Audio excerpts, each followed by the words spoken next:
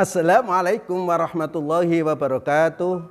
Bismillah walhamdulillah, summa alhamdulillah, summa alhamdulillah. Wassalatu wassalamu ala rasulillah wa ala alihi wa sahbihi wa mawala. La hawla wa la quwata illa billah. Qala Allah ta'ala fil Qur'anil Karim, a'udzu billahi minasyaitonir rajim. Bismillahirrahmanirrahim. Waltakum minkum ummatun yad'una ilal khairi wa ya'muruna bil ma'rufi wa yanhauna 'anil munkar wa ulaika humul muflihun. Shadaqallahul azim. Pemirsa TV MUI Lampung dimanapun berada, semoga dirahmati oleh Allah Subhanahu wa Ta'ala. Marilah kita simak. Pada program kali ini saya akan menyampaikan tentang interaksi nilai Islam dan kultur budaya. Indonesia ini termasuk negara yang mayoritas penduduknya Muslim dan menjadi role model bagi masyarakat Islam dunia. Apa? Di Indonesia ini mengusung pertama adanya Islam Nusantara. Yang kedua, Islam wasatiyah atau namanya moderasi Islam, bahkan dikembangkan menjadi moderasi beragama. Kepada pemirsa, marilah kita simak, jangan sempit pandangan.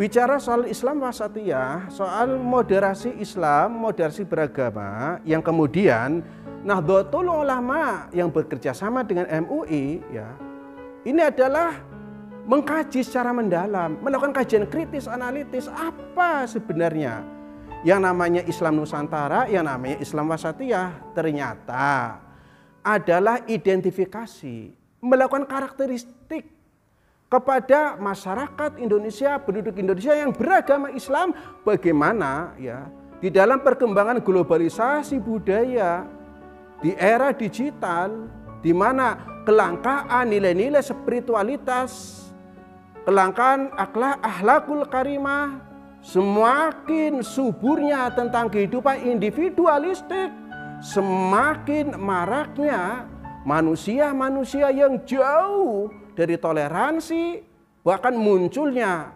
perkembangan aksi radikalisme, terorisme. Tingkat dunia saja itu ada 10 organisasi yang radikal teroris, termasuk dampaknya di Indonesia. Tentunya masyarakat Indonesia, para pendiri-pendiri yang dipelopori juga pejuang-pejuang, khususnya di dalam adalah ulama-ulama, baik dari Nahdlatul Ulama maupun dari Majelis Ulama Indonesia. Sungguh pun MUI lahir belakangan tahun 1974, tetapi sebagai wadah organisasi-organisasi yang menghimpun ormas-ormas Islam, tentunya di sini marilah memiliki visi misi pandangan yang sama. Apa sebenarnya? Yang namanya Islam Nusantara adalah kita meneruskan perjuangan Islam yang ada di Indonesia yang dipelopori oleh Wali Songo. Bagaimana Wali Songo di dalam islamisasi atau dakwah Islam, satu, menghargai kultur budaya yang ada di Indonesia Nusantara, khususnya di Jawa, dan juga bisa memahami situasi, kondisi, dan karakteristik masyarakatnya yang pada waktu itu masyarakat di Nusantara masih kuat sekali sistem kehidupan dari kehidupan pengaruh ajaran Hindu dan Buddha. Nah, ini harus kita pahami. Jadi siapapun dai ketika berdakwah harus bisa memahami karakteristik masyarakatnya, harus bisa memahami situasi kondisinya, bahkan memahami potensi-potensi termasuk sumber daya alam, termasuk nilai-nilai budaya. Inilah bedanya.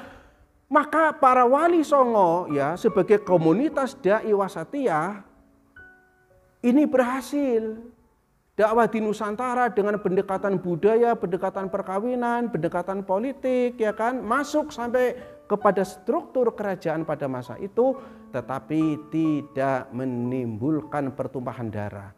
Bahkan orang senang. Termasuk masyarakat awam yang punya kegemaran suka nabuh gamelan. Begitu gamelan ditabuh, mungkin dia dengan keyakinan agama Hindu Budanya, tapi kok bunyinya lain. Ketika Wali Songo Sunan Kalijaga mengajarkan, kok enak juga bunyi daripada gamelan yang ditabuh itu. Apa rahasianya? Rahasianya itu sini, pengen sampan suaranya bagus gamelannya. Iya, sini ikutin bacaan saya ya. Iya apa?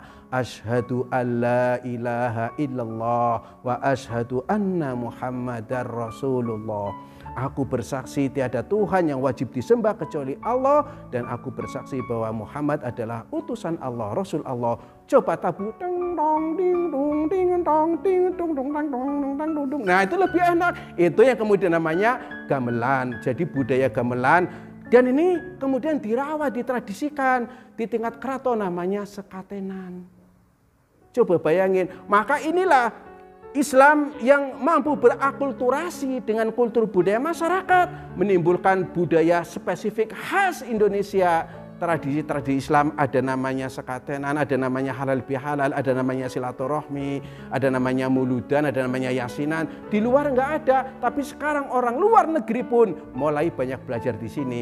Inilah sebagai nilai-nilai, satu sisi kita melaksanakan nilai ajaran Islam, sisi lain bisa kita juga melestarikan kultur budaya, dan di sisi lain bisa merekat kehidupan dalam berbangsa dan bernegara, yaitu namanya kehidupan hubul waton minal iman, karena cinta tanah air juga bagian daripada iman. Inilah sebenarnya Islam Wasatiyah, Islam Nusantara.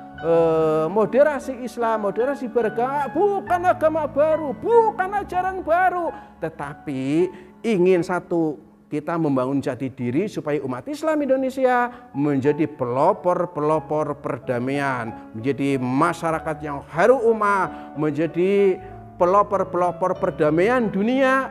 Karena di tengah-tengah kondisi semacam ini banyak kelompok-kelompok yang memiliki pandangan sempit, paham yang radikal, bahkan paham yang intoleransi, sehingga melakukan aksi teroris. Sebenarnya di situ. Marilah kita bersama memiliki pandangan yang sama, mudah-mudahan ijtihad kita yang kemudian diungkap menjadi model kita berdakwah, dakwah wasatiyah yang juga dipelopori oleh MUI, NU, dan juga ormas-ormas Islam lainnya. Jadikanlah Indonesia negeri yang baldatun thayyibatun warabun ghafur, masyarakatnya menjadi masyarakat yang khairul ummah, yaitu masyarakat yang ideal di dalam pandangan Islam dan umat Islam. Mudah-mudahan ada manfaatnya apa yang dapat kami sampaikan, dan mohon maaf yang sebesar-besarnya apabila pemikiran dari kami banyak juga kekurangan-kekurangan, tapi maksud kami adalah untuk menebarkan kebaikan. Mudah-mudahan Allah memberikan rahmat hidayahnya kepada kita semua. Kami akhiri, wallahul muwaffiq ila aqwamit thoriq. Wassalamualaikum warahmatullahi wabarakatuh.